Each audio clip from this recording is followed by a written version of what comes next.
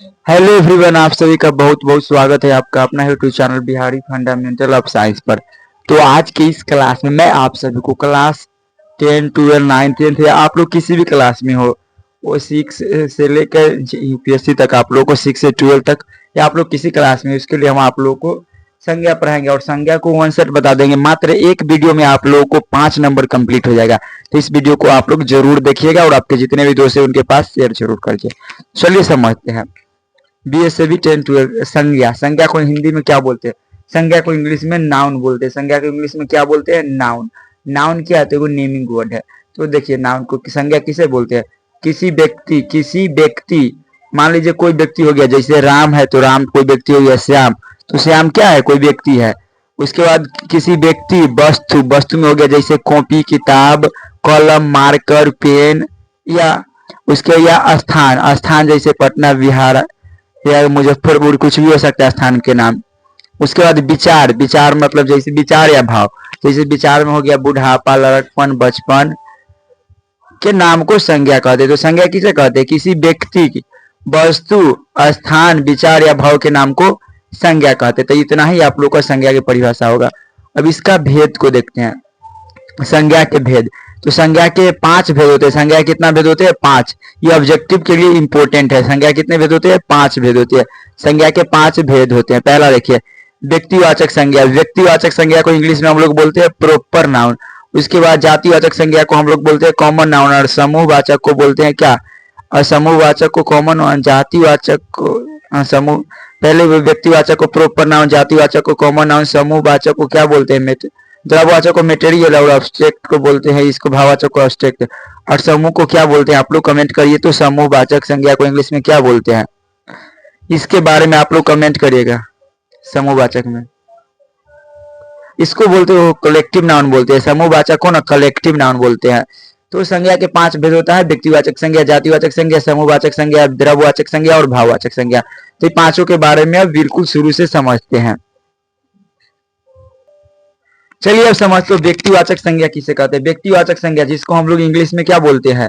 English में इसको बोलते हैं प्रॉपर नाउन। तो व्यक्तिवाचक संज्ञा को समझते हैं। किसी विशेष प्राणी, किसी विशेष प्राणी, स्थान, कोई विशेष प्राणी में, जैसे जैसे विशेष प्राणी में राम हो गया, श्याम हो गया, इसे क्या है? विशेष प्राणी हो गया। अनुज हो गया, इसे विशेष प्राणी यानी विशेष व्यक्ति। तो किसी विशेष प्राणी, स्थान, विशेष स्थान में क्या हो गया? जैसे हो गया हिमालय, पटना, पूर्णिया हो गया, इसे हो गया। या वस्तु के नाम को व्यक्तिवाचक संज्ञा कहते हैं। जैसे कोई खास वस्तु, खास वस्तु क्या होगा? जिसका नाम होगा, जैसे पटना, हिमालय हो गया, ईसा है। उसके बाद हाजीपुर हो गया, ईसा है, जो क्या है? खास नाम है। तो व्यक्तिवाचक संज्ञा कोई खास वस्तु का बोध होगा। जैसे राम, तो राम बोलेंगे तो दुनिया में जितना राम है सभी का बोध नहीं होगा, कोई खास व्यक्ति का बोध होगा। जैसे श्याम बोलेंगे तो किसी खास श्याम का बोध होगा। जैसे बोलेंगे हिमालय, तो हिमालय खास नदी का नाम है, खास। उसके बाद बोलेंगे पटना, तो पटना भी खास जगह का नाम है। पूर्णिया बोलेंगे भी तो एक खास जगह का नाम है। इसे बोलेंगे हाजीपुर, तो हाजीपुर क्या है? कोई खास जगह का नाम है। तो विशेष उसी को व्यक्तिवाचक संज्ञा कहते हैं। तो व्यक्तिवाचक संज्ञा में ना खास जगह का बोध होता है, या प्राणी का, या स्थान का। तो व्यक्तिवाचक संज्ञा आप लोग को बेहतर तरीका से समझ में आ गया। अब समझाते हैं जातिवाचक संज्ञा। जातिवाचक संज्ञा कहने का मतलब कॉमन नाउन किसको कहते हैं।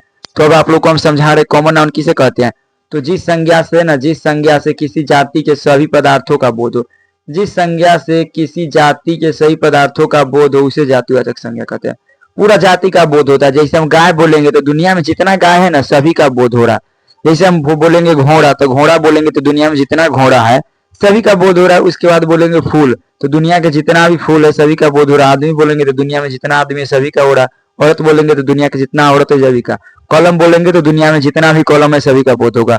तो जातिवाचक में पूरा जाति का बोध होता है। तो जातिवाचक संज्ञा किसे कहते हैं?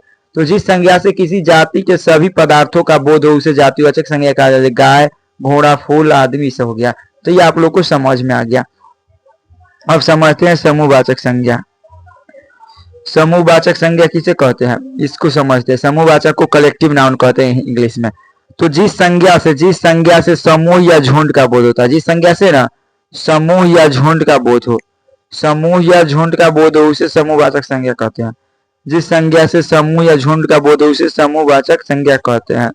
जैसे सेना हो गया, सेना जैसे सैनिक, सैनिक मतलब आर्मी मैन। वर्ग, क्लास में, क्लास आप लोग जानते होंगे, भीड़, सभा, मेला, इस समय क्या होता है, बहुत ज्यादा भीड़ रहता है। केरा का घौर, केरा का घौर हो गया जो भी क्या रहता है, घना रहता है, तो इसको हम लोग मेला। तो इससे क्या है, भीड़, भीड़ वाला जितना चीज दिखाई देगा उसको समूह बोलेंगे, समूह में। तो समूहवाचक संज्ञा आप लोग को समझ में आ गया कि जिस संज्ञा से ना समूह का बोध होता है उसे समूहवाचक संज्ञा, जैसे सेना, वर्ग, भीड़, सभा इत्यादि। तो ये आप लोग को समझ में आ गया। अब उसके बाद फोर्थ नंबर में है द्रव्यवाचक संज्ञा किसे कहते हैं। द्रव्यवाचक संज्ञा, तो जिन वस्तुओं को मापा या तौला जा सकता है, जिन वस्तु को ना हम लोग माप सकते हैं या तौल सकते हैं उसे द्रव्यवाचक संज्ञा कहते हैं।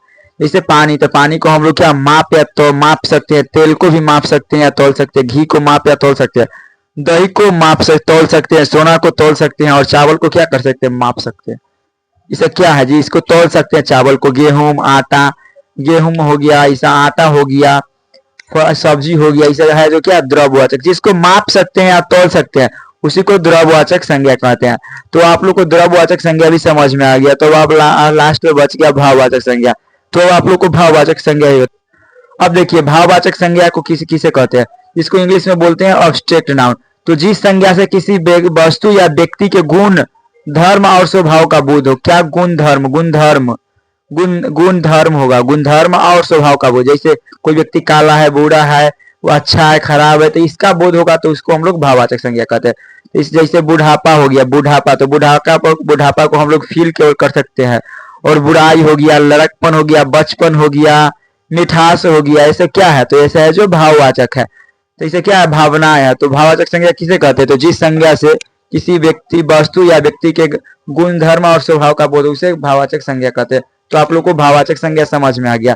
और आप लोग के लिए हम एक क्वेश्चन बता रहे हैं, बताइए तो राम कौन सा संज्ञा है, आप लोग कमेंट करके जरूर बताइएगा। उसके बाद आप लोग बताइए तो केरा का घोंद, केरा का घोंद कौन सा संज्ञा है, इसको आप लोग कमेंट में बताइएगा। उसके बाद बुढ़ापा में इंसान बिल्कुल बच्चा बन जाता है, बुढ़ापा में इंसान बिल्कुल बच्चा बन जाता है, यह कौन सा संज्ञा है, इसको आप लोग कमेंट करके बताइएगा। और ये वीडियो कैसा लगा एक प्यारा सा कमेंट कर दीजिए। तो आज के लिए इतना ही, मिलती है नेक्स्ट वीडियो में हिंदी चैप्टर 1 बातचीत के साथ। तब तक के लिए जय हिंद, वंदे मातरम।